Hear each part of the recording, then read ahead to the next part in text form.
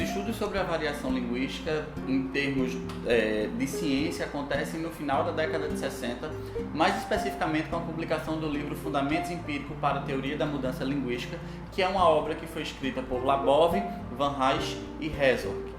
Falar sobre variação preconiza falar dessa obra porque, até antes desse marco histórico, tinha-se estudo sobre a variação da língua, sobre esse processo de transformação, que vem sendo estudado desde Aristóteles e Platão até a consolidação da linguística saussuriana, mas tinha-se a falsa ideia de pegar a variação e associar ao uso individual do sujeito falante. Por exemplo, Saussure relatava que a variação ocorre porque é o uso individual do sujeito, seria a fala, e que essa fala ela não faria parte do objeto de estudo da linguística. Chomsky, por sua vez, defendia o pressuposto de que a variação linguística ela acontecia a nível do desempenho, ou seja, mais uma vez o uso individual desse sujeito no sistema da língua. Os estudos sociolinguísticos passam a ter ênfase em um congresso que acontece em 1968, quando Labov, Herzog e Van Hise vão defender algumas premissas. A primeira delas é: se a língua ela é um sistema e esse sistema ele é regido por regras, a variação linguística ela é regida por regras. Isso nos faz preconizar uma segunda premissa, de que, na verdade, a língua ela não é um sistema homogêneo, mas ao contrário, a língua ela é um sistema heterogêneo e é um sistema ordenado. Por quê? Considerando as línguas naturais, toda e qualquer variação linguística, ela obedece ao sistema da estrutura da língua, logo ela tem uma regra estrutural que explica a variação linguística. Nesse sentido, a sociolinguística ela surge com dois grandes compromissos: explicar como se dá esses processos de variação linguística a partir de duas grandes interfaces. Eu tenho a interface estrutural da língua, porque só há variação se houver uma regra, se houver possibilidade no sistema estrutural, e também a pressão social. Em outras palavras, a variação linguística ela se dá por duas grandes pressões: a interface da estrutura e a interface da sociedade.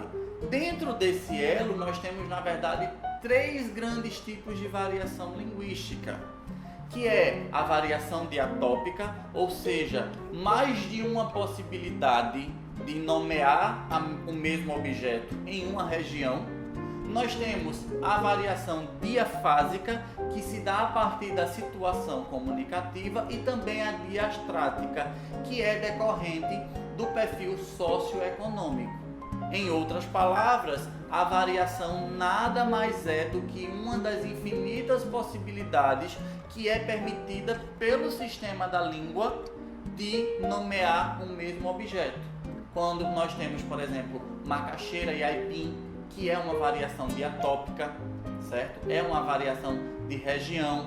Nós podemos ter também a questão da palavra vidro, e que, se vocês observarem, algumas pessoas tendem a dizer vrido, que é uma variação diastrática, porque é uma variação socioeconômica. Justamente os processos de variação e mudança linguísticas que faz com que a língua evolua. É exemplo do português brasileiro.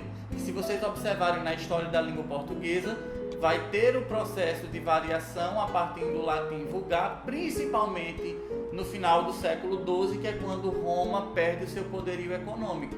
Quando nós falamos de variação, por exemplo, nós temos as línguas latinas, como o português, o espanhol, o catalão, o italiano, que são derivações do latim. Nesse sentido, uma das principais críticas que a sociolinguística faz aos estudos normativos é que, na verdade, trabalhar com variação linguística significa mostrar ao sujeito as inúmeras variedades de uso da língua dentro da sociedade contemporânea, ou até mesmo em uma perspectiva histórica, quando nós podemos comparar a evolução ou o comportamento de um determinado fenômeno linguístico.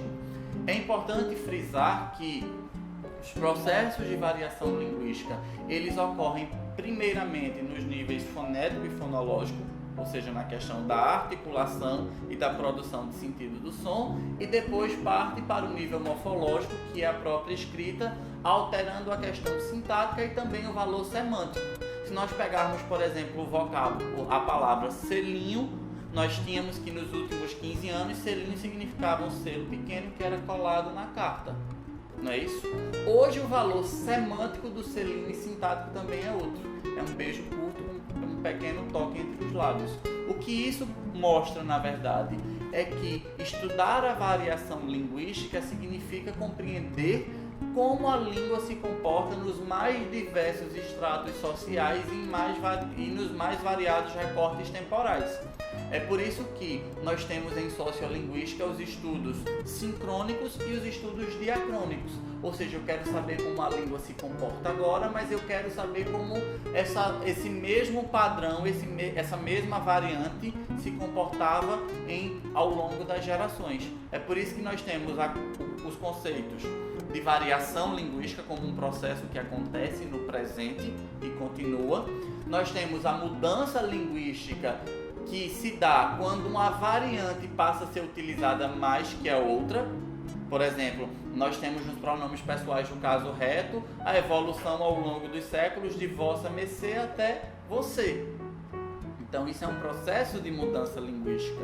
O processo, por exemplo, de não utilização da segunda pessoa é um processo de variação linguística, e é por isso que a sociolinguística laboviana ela vai defender essa interface de que a língua é um sistema heterogêneo e ordenado, porque toda e qualquer variação ela só existe na língua se houver uma regra que explique esse processo de variação.